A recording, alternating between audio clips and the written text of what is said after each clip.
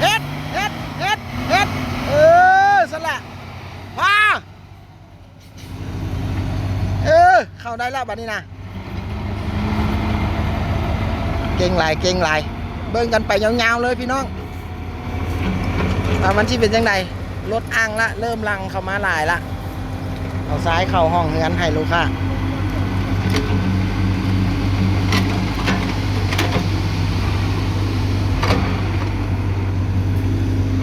แลนรถเด้อทอกแล้วนะแลนรถไปเอาทรายรถ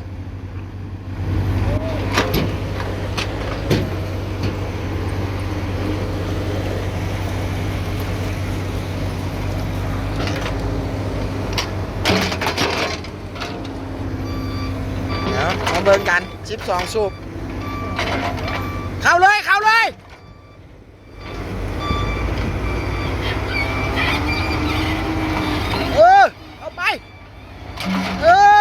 สละ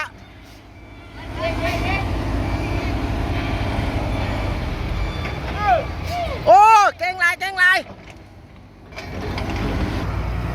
เอาตู้คุยเข้าบ้านนี้นะเสือเท่าเฮ็ดบ่มีแค่แหละแหงอ่ะเดี๋ยวบ่ได้เล็งซ้ำสละจำเลยผ้าบัตรบ่ต้องกู้ยอรถผ้าบัตรบ่ต้องกู้บ่ต้องกู้ผ้าบัตรบ่ต้องกู้ยอรถนะอู้หูตาย